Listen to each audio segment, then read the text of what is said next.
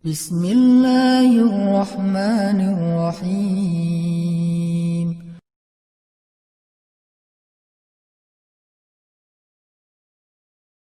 Teman-teman sekalian yang dirahmati Allah Subhanahu wa taala, yang semoga selalu dijaga hatinya oleh Allah Subhanahu wa taala agar selalu thiqah billah, agar selalu percaya dan yakin kepada Allah Subhanahu wa taala. Karena kelemahan kita itu berawal saat kita mulai meragukan Allah. Dalam segala dinamika hidup, kita selalu butuh Allah. Kita butuh Allah ketika Allah kasih kita ujian, bahkan tetap kita butuh Allah ketika Allah kasih kita nikmat. Kalau kita butuh Allah saat diuji, agar kesabaran kita terjaga. Karena orang yang tidak ditemani atau dibersamai oleh Allah Subhanahu wa taala ketika dia sedang diuji, maka dia akan mudah untuk berkeluh kesah, bahkan berputus asa. Kebersamaan Allah kepada dia saat dia diuji itu adalah Allah Subhanahu wa taala menghibur hatinya. Allah Subhanahu wa taala menenangkan hatinya. Allah Subhanahu wa taala menghidupkan hatinya dengan nikmat iman. Ala bidzikrillahi tatmainnul qulub. Innamal mu'minun idza dzukirallah wajilat qulubuhum. Bukankah dengan mengingat Allah hati menjadi tenang? Dan orang yang beriman apabila diingatkan dengan nama Allah, disebut nama Allah, maka hatinya akan bergetar. Ini bentuk Allah membersamai hambanya ketika dia dalam keadaan diuji. Allah menghiburnya dengan kalimat, alam yajidka yatiman fa'awa wa wajadaka dhallan fahada wa wajadaka ailan fa'aghna.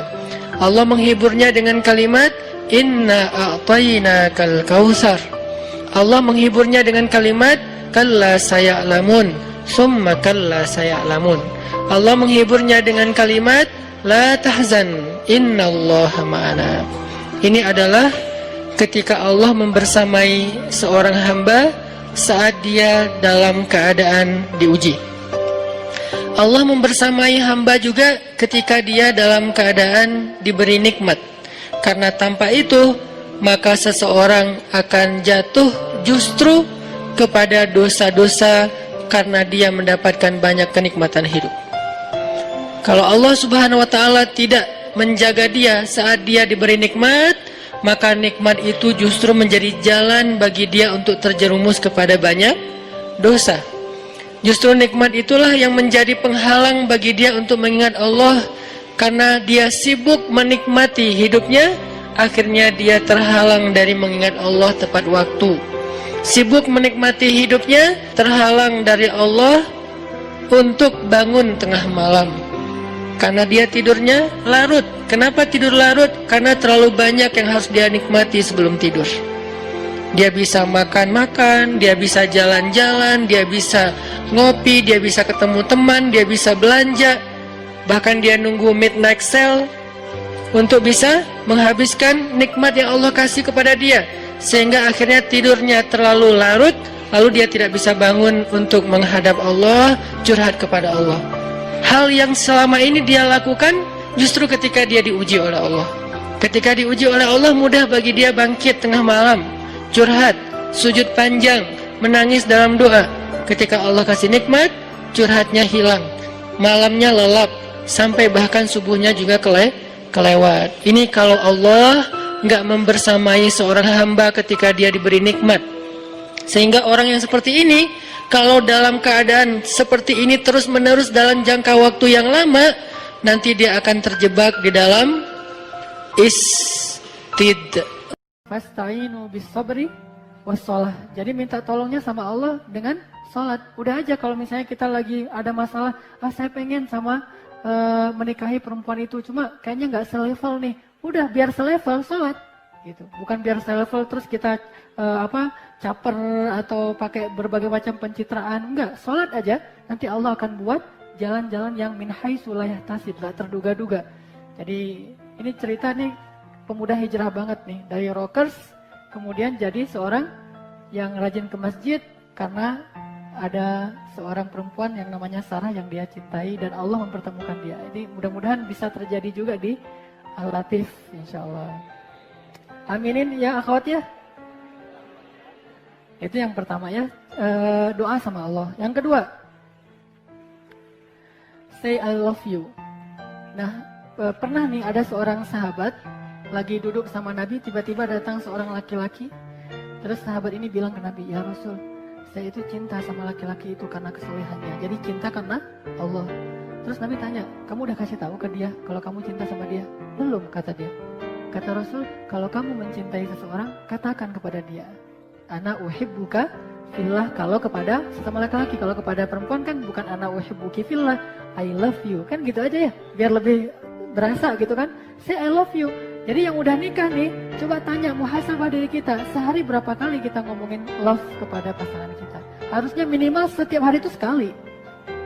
Dan alhamdulillah saya sampai hari setiap hari masih ngomongin love, tapi dengan cara yang kreatif. Jangan cara yang sama, kalau cara yang sama mah basi ya, 3 kali udah gak enak. Coba yang kreatif, mikirin, oh hari ini saya pengen ngomongin love-nya itu, tiba-tiba pas dia keluar rumah di sendal tuh ada kalimat I love you misalnya gitu. Di sendal gitu ya. Kalau atau pakai agak-agak bahasa gombal gitu kan, kamu tahu nggak paku apa yang paling dalam misalnya? Paku apa? Paku cinta padamu gitu kan? Kan jadi, aduh kok ada ya? Jadi berasa gitu kan? Jadi say I love you itu yang sering gitu.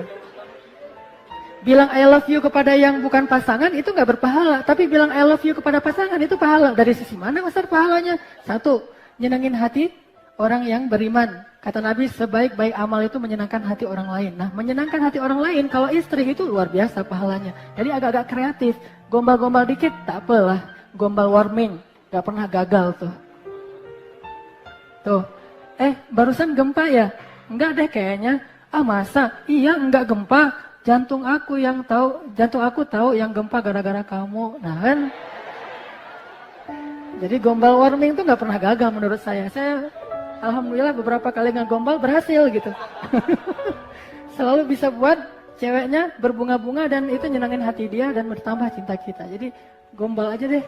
Tapi gombalnya tuh yang tulus.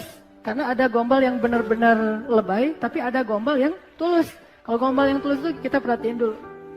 Kayak saya pas lagi jalan sama istri saya di toko buku.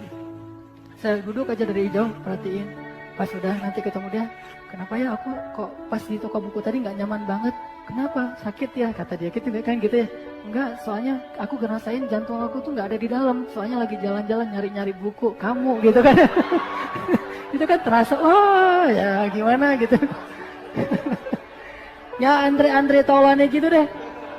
Tapi saya nggak ngelihat Andre Taulaninya ya, emang spontan aja keluar. Pertama memang dulu ada bakat sastra dikit, ditambah lagi berbunga-bunga, katain aja. Insya Allah itu akan membuat suasana hidup kita tuh jauh lebih nyaman.